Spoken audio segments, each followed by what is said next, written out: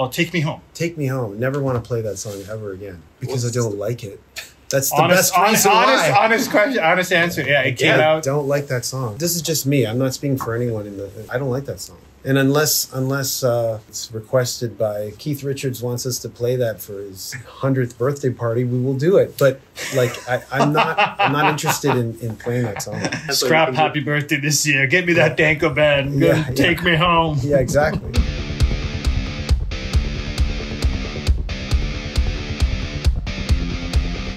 After 11 albums, it never gets old to hear compliments. So we are very happy when people are digging the record, even 11 albums in. I mean, that's what we do it for, just to get compliments. Really. Yeah. All the records are hard rock albums. So, we're a hard rock band. We're not going to do a symphonic record or a jazz album. It's always going to be a hard rock record. The next album number 12, will also be a hard rock album. Spoiler alert. Yeah. We do want to follow in the footsteps of, bands like Motorhead and AC/DC and the Ramones. They have a signature sound, which is very hard to obtain, and they stick with it. And that's hopefully what we're trying to achieve too. We're a band. I mean, JC and I formed the band in 1996. Yeah. So we've been doing this as a band since then. Like, it's been 27 years. So like Bon Jovi, but it's Danko Jones. Yeah. So am I Richie? Am I Richie Sambora? I guess you're Richie Sambora. Are you Tico? Are you Tico? Tico Torres. Okay, I'm Tico. Tico Torres. You want to be Kenny Arnoff? Yeah. Is Kenny Arnoff in Bon Jovi? I thought it was Tico Torres. Maybe it's Tico Torres. Are you John Bon Jovi? Can I be John Bon Jovi? Okay. Because he's John Bon Jovi, not Bon Jovi. Right. Right.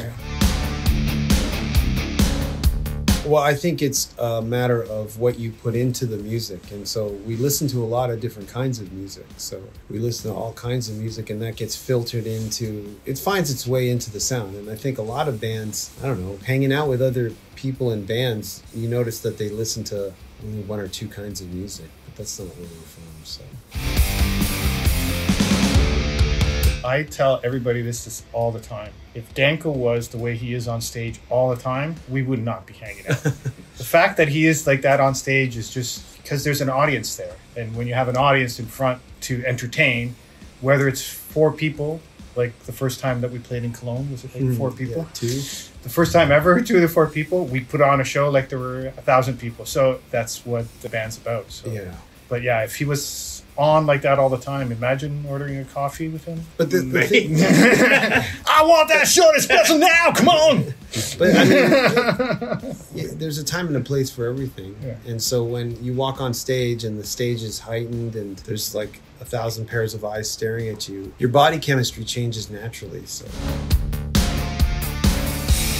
it's just an endless amount of songwriting, creativity, natural creativity that just oozes out. It's like a dam that's burst 27 years ago, and it's like endless. Can we swear in the songs? Yes, okay.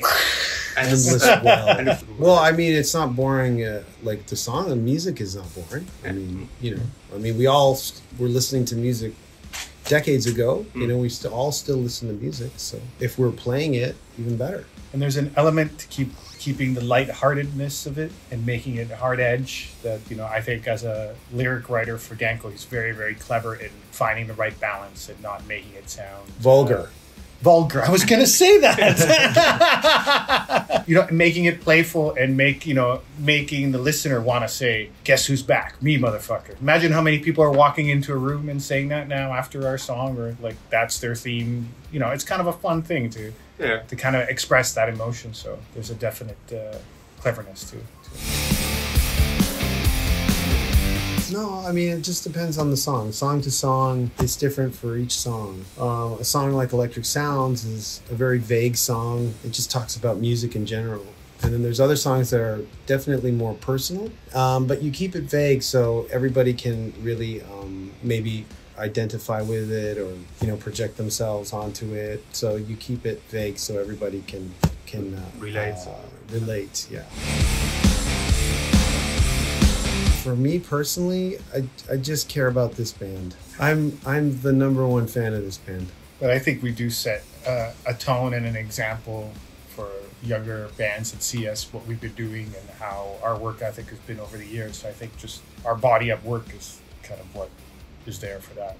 We don't really have the time to sit down with anybody and give them guidance, really, or per se. Sure. Yeah, Is there time? always, yeah. I So- think if you lose that, then if you don't like music, then you don't need to be doing this. Yeah, You absolutely. still have to love music, and there's always so many bands that you can find out, whether it's in the genre of rock and roll or whatever genre. There's always exciting stuff that keeps you going. When we were in university, we were working at college radio, so you'd always get like new music, and then I thought that was the best thing ever. Like, you have a radio station, you can listen to all this music from all over the world. It's just like amazing.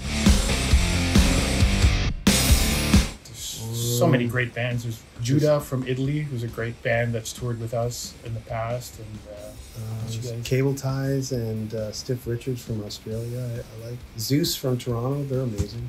They just got back together.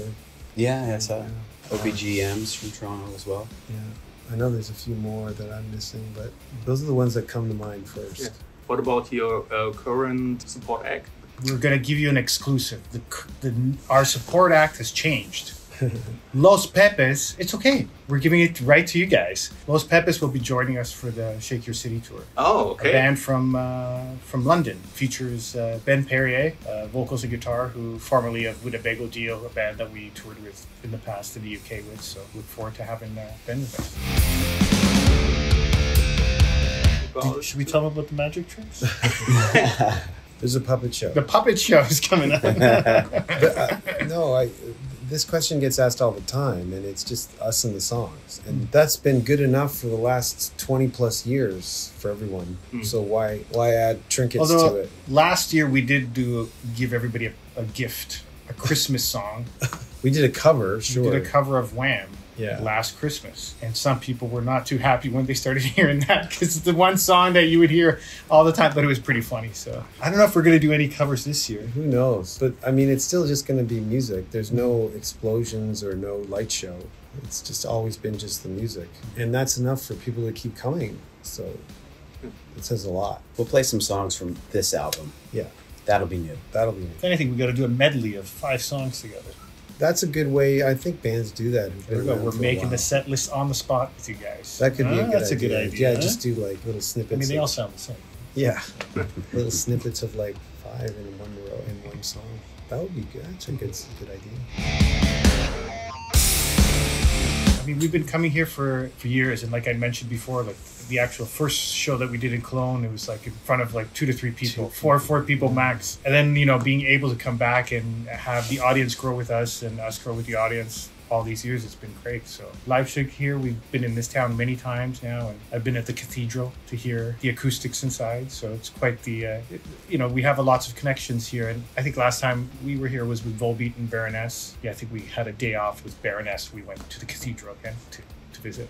I studied German on Duolingo for a little bit, and I gave up, but I did for a little while. So my big That's your that's contribution. my contribution to the country of Germany.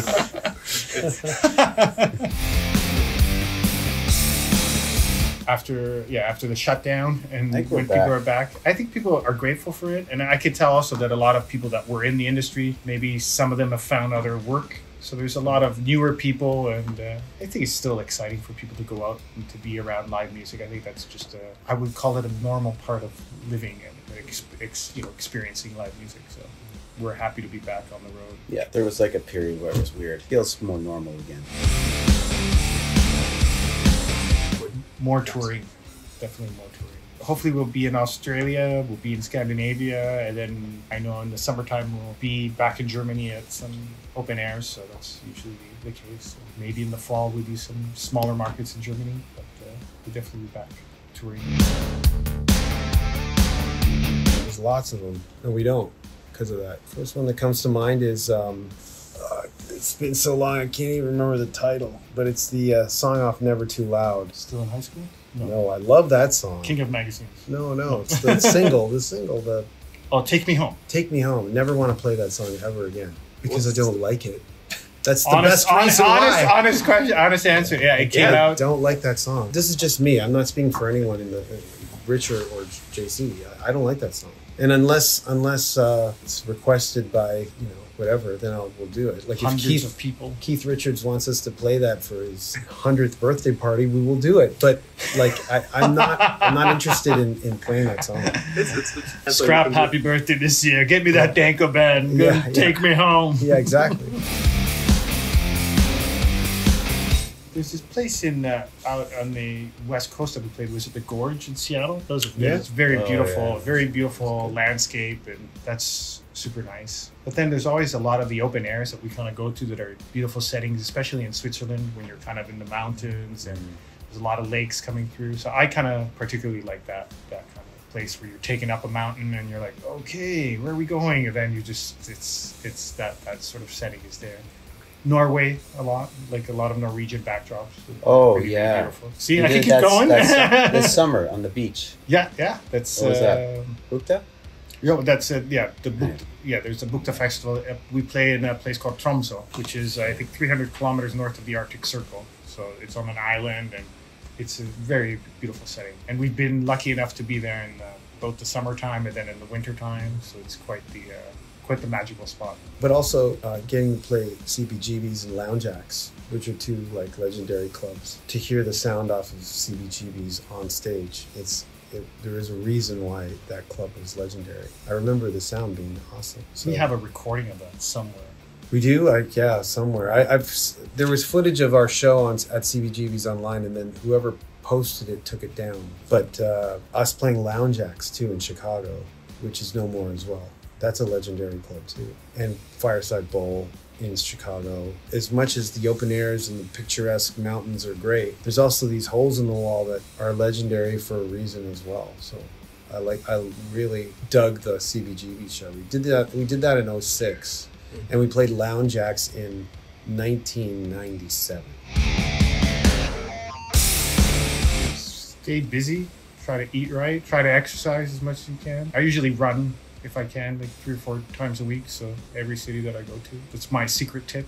But make sure you get your sleep in, your beauty sleep. Yeah, fresh air, sleep, good food. Don't drink too much. Because it's kind of a shame if you get too drunk. It's a shame for the audience. They don't need to see a drunken uncle on stage. They want to get a good show. That's what they're going to get with us. No, but we did have one that was super cheesy, and we can't do it again. Never. Remember, well, it wasn't a ritual, but you weren't there, Rich. I hated doing put the hands in and the American. I don't like that American rah-rah thing. I'm not a big fan. I just don't understand. Like, we're all charged up. You don't need to do the. Sorry, I'll tone it down. But no, we don't have any. There's a reason. There's someone who wants to do that.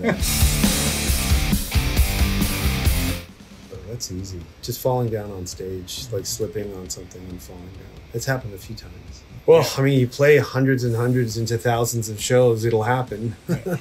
Stuff not working, and you're just playing, and then guitar amp dies. Yeah. Once we played a show, was it in Belgium? And it was opening for Motorhead. We were playing, and then all the power went out, and it stopped. But he just kept playing, and just kept playing, and the audience, we just kept going.